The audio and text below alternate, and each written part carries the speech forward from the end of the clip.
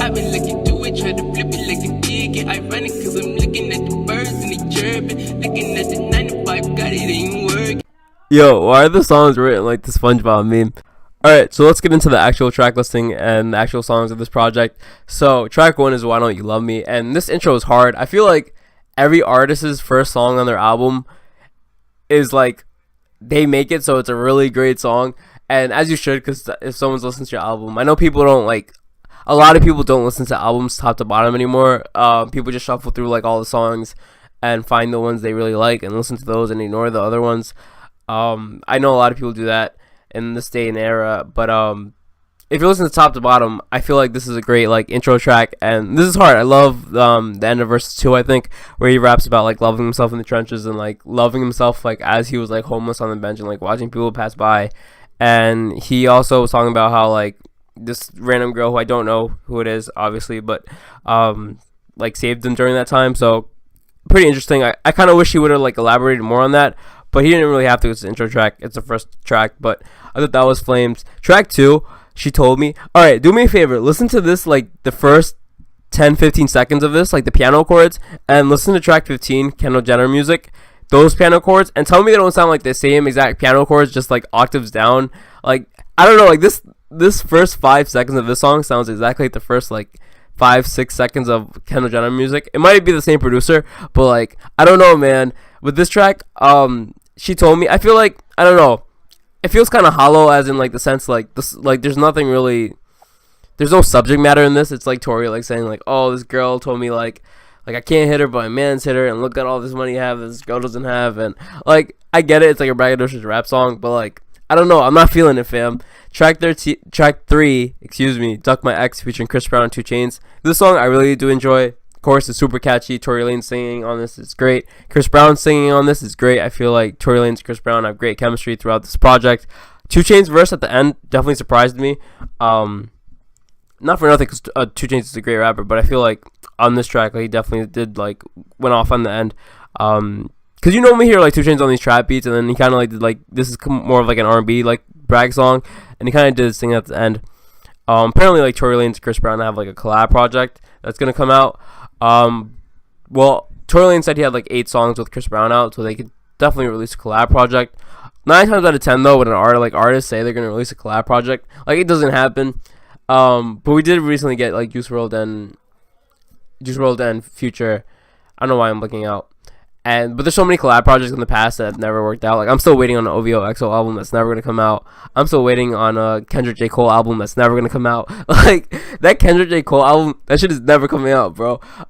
Track 4 is Drip Drip Drip featuring Meek Mill. Now, this song came right like a week before the album actually dropped, and this song I fuck with heavy. I love Meek's style change towards the end.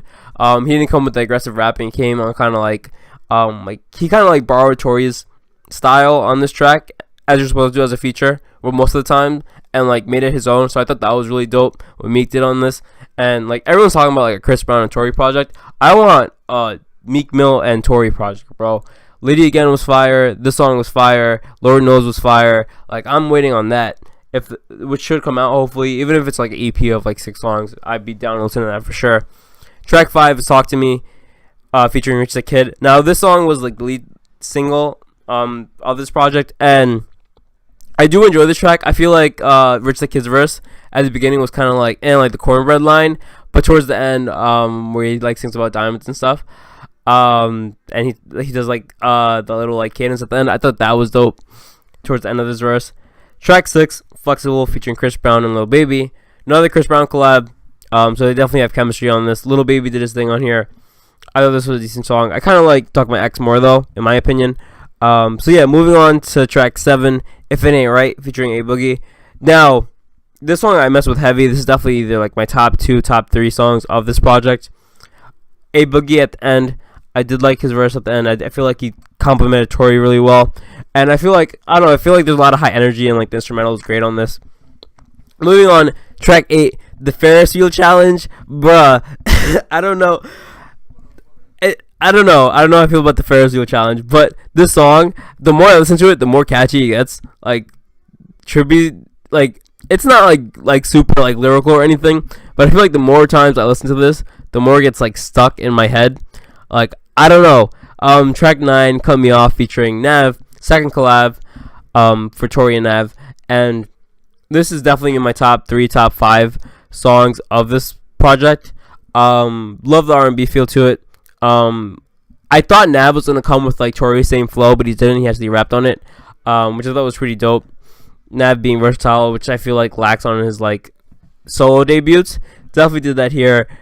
Moving on to track 10, The Runoff, and track 11, You Thought Wrong.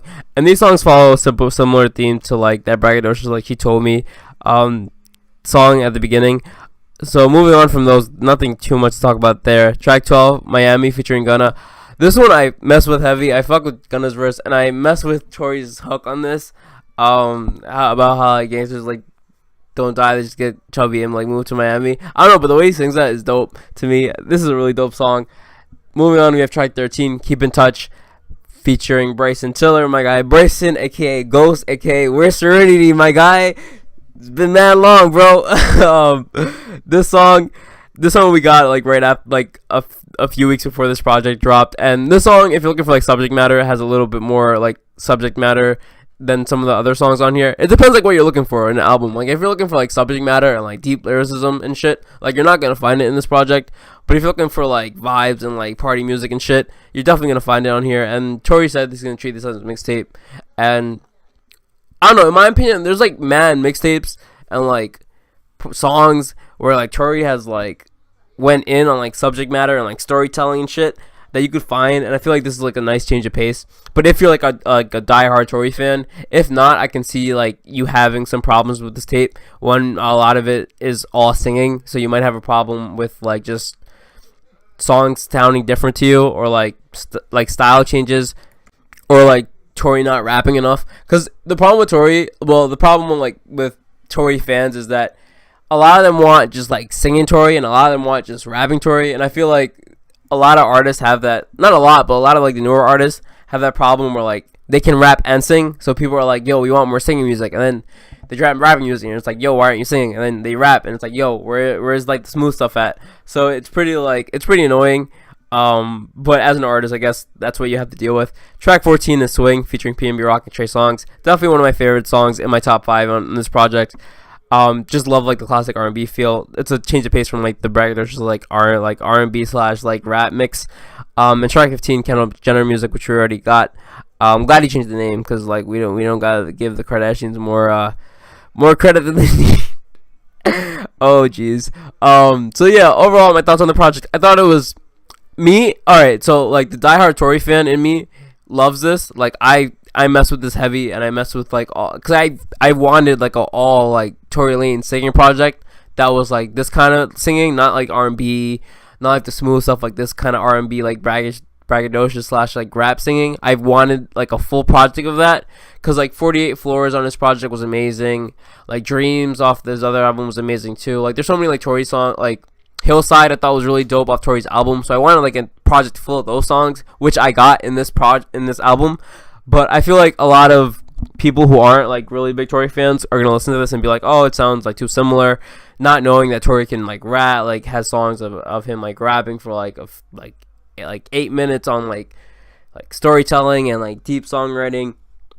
So overall, I thought it was a great project if you're a really diehard Tory fan. I feel like if you're a casual listener of Tory, you might have like some problems, as I mentioned, of some songs feeling too repetitive, or like the subject matter not being as deep as you want it to be. And my response to this is, it's definitely right to have those critiques, because if you're not a super Tory fan, you're gonna listen to this and be like, where's the great like storytelling and songwriting? Like everyone says he's a great like rapper and storyteller. Where's that at in this project? But this project's more like a singing like mixtape, honestly, in my opinion. But yeah, let me know what you thought of the project. I honestly didn't expect this review to be this long. It should have been like 5 minutes, but I went on like tangents, not tangents, but like points I just wanted to make. So yeah, let me know your thoughts. Let me know your thoughts on the project. Let me know your favorite songs from the project, if you have any. Let me know your problems with the project, if you have any, in the comments below. Like, comment, subscribe to the video. And I haven't done a 10-minute video in like mad long, bro. I haven't done a 10-minute video since like I first started like 2 years ago. Like I have not done like a 10-minute video. So yeah, all I really have, like, comment, subscribe to the video, and peace out.